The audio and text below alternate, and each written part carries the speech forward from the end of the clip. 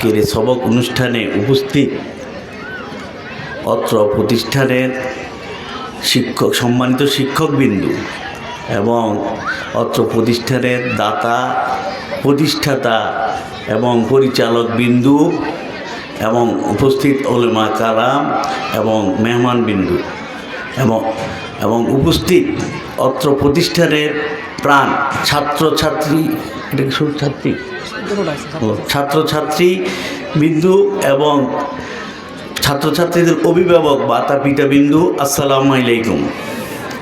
প্রথমে আমি নিজেকে গর্বিত মনে করছি যে এরকম একটা দিনই অনুষ্ঠানে আমি উপস্থিত হতে পারবো, এটা আমার জন্য একটি ভাগ্যের ব্যাপার।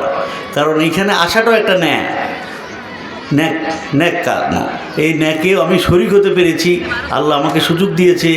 এই জন্য আমি মানিক ভাই এবং ওনার পিতার রশিদ মেম্বার সাহেব, ওনাদেরকে আমি ধন্যবাদ জানাই আমাকে নিমন্ত্রণ করার জন্য, এবং আমি কৃতজ্ঞতা প্রকাশ করছি।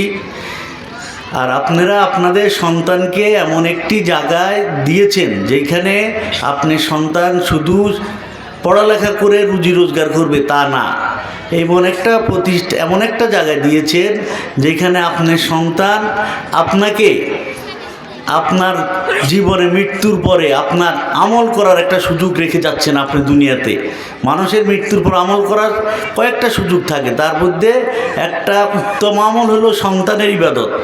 সেই আপনার সন্তানকে সে দ্বীনি শিক্ষার মাধ্যমে একজন আপনি আপনার মৃত্যুর পরও আমল পাওয়ার একটি সুযোগ করে যাচ্ছেন। এইটাই হলো সবচেয়ে বড় পাওয়া মাতা পিতার জন্য। সেই সন্তান যাতে ভালোভাবে দ্বীনি শিক্ষা অর্জন করে সেই দেখাটাও কিন্তু আপনার অভিভাবক হিসেবে দায়িত্ব, যাতে সেই তার মনোযোগ সহকারে তার এই সবক বা জ্ঞান অর্জন করে নিজেকে একজন ভালো ছাত্রছাত্রী হিসেবে প্রতিষ্ঠিত করে। এবং যে আপনাদের এই অঞ্চল থেকে মানিক ভাই যে আজকে এই প্রতিষ্ঠা করেছে, উনি কিন্তু যখন পড়ালেখা করতো তখন এই অঞ্চলে চর্যাপদ কলেজও ছিল না, শিক্ষা প্রতিষ্ঠান অনেক কষ্ট করে পড়ালেখা করে আল্লাহর রহমতে উনি সেই ঢাকা বিশ্ববিদ্যালয় পাশ করে এখন বড় ব্যবসায়ী। আল্লাহর রহমতে উনি যখন ওনার কষ্ট অনুধাবন করতে পেরে উনি এখানে কিন্তু এরকম একটা দ্বীনি প্রতিষ্ঠা করেছে। উনি আশা করে আল্লাহর রহমতে এই দ্বীনি প্রতিষ্ঠান থেকে প্রতি বছর অনেক ছেলেমেয়ে বের হয়ে এরকম নিজেকে বিকশিত করবে, নিজেকে প্রতিষ্ঠিত করবে। এবং একটা মনে রাখবেন, দ্বীনি আলেম হওয়া, আমি আশা করি এটা এখন তো দাখিল, এটা এক সময় এখান থেকে আলেমও বের হবে। আর আলেম হওয়া এটা শুধু দুনিয়াবি কোনো লাভের জন্য না।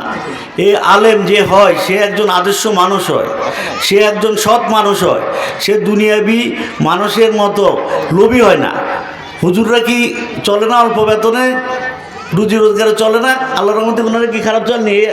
হুজুর সাহেবের জামা কাপড় আমার থেকে খারাপ নেই, আমার থেকেও খারাপ না, কিন্তু দেখা যাচ্ছে হয়তো উনি খুব অল্প বেতন পায়, কিন্তু আল্লাহর রহমত আছে ওনাদের প্রতি।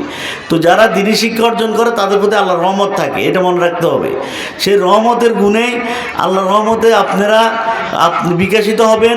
ইসলামকে, আপনাদের নৈতিক দায়িত্ব ইসলামকে যাতে আপনাদের আচার ব্যবহার দেখে, আপনাদের চালচলন দেখে কেউ যেন বিদ্রুপ না করতে পারে।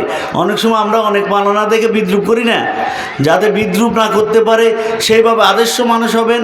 আর অভিভাবকরা মনে রাখবেন, এটা শুধু মানিক সাহেবের প্রতিষ্ঠান না, ওনার পরিবারের প্রতিষ্ঠান না, এটা আমাদের সকলের প্রতিষ্ঠান। আমাদেরকে দায়িত্ব নিতে হবে এই প্রতিষ্ঠান উন্নয়নের জন্য। আর দ্বীনি প্রতিষ্ঠানের দায়িত্ব আসলে মূল দায়িত্ব আল্লাহর, কিন্তু সবাই তো উসিলা হইতে হয়, উসিলা হবেন, উসিলা হয় ইনশাল্লাহ চেষ্টা করবেন যাতে এই প্রতিষ্ঠান উন্নতি লাভ করে। আর আমাদের জন্য দোয়া করবেন, আল্লাহ যাতে আমাদেরকে সুযোগ দেয় এই প্রতিষ্ঠানের উন্নতিতে, আল্লাহ যাতে আমাদেরকে শরীক হওয়ার সুযোগ দেয়, উসিলা হওয়ার সুযোগ দেয় ইনশাল্লাহ। দজি আমার পিতা জানেন একটি দলের পক্ষে প্রার্থী হয়েছে, দজি ওনাকে আল্লাহ সুযোগ দেয়, ওই দলকে সুযোগ দেয়, আমরা আশা করি এই প্রতিষ্ঠান আগামী অল্প সময়ের ভিতরে এমপিওভুক্ত হয়ে যাবে এবং নিজেকে আরও বিকশিত করতে পারবে, এই আশাবাদ ব্যক্ত করতে পারি আমি ইনশাল্লাহ। আর আমি বলছি একটা কথা মনে রাখবেন, ওনার মাতা এই প্রতিষ্ঠানের দাতা, উনি মারা গিয়েছেন। উনি বলেছেন 30শে ডিসেম্বর, ওই দিন একই সাথে আমাদের দেশ নেত্রী বেগম খালেদা জিয়াও মারা গেছেন। আপনারা জানেন, আপনারা দুইজনের জন্য একটু দোয়া করবেন যাতে আল্লাহ ওনাদেরকে জান্নাতুল ফেরদৌস দান করে। সাথে সাথে আপনারা একটু আমার পিতা মোহাম্মদ শাহজাহান আপনারা সবাই চিনেন, উনি গত বছর অসুস্থ ছিল।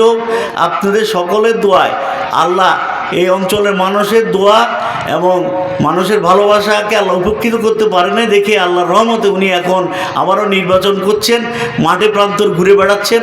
আল্লাহ যেন ওনাকে সততার সহিত এই ওনার বর্ধিত জীবন, এই হায়াতকে উনি ব্যবহার করতে পারে, নিষ্ঠার সহিত পরিচালিত করতে পারে এবং নেক আমল দ্বারা উনি ওনার জীবনকে অতিবাহিত করতে পারে, সেজন্য দোয়া করবেন। এবং অতীতের মতো যদি কোনো সময় দায়িত্ব পায় আবারও আপনাদের মাধ্যমে, যাতে আপনার অতীতের মতো ওনার গুণ, সততা এবং যে সন্ত্রাস, রাজহানি এবং ডাকাত মুক্ত, দুঃসমুক্ত সমাজ গঠনে যে ভূমিকা রেখেছে সেই ভূমিকা যাতে অব্যাহত রাখতে পারে ওনার জন্য দোয়া করবেন।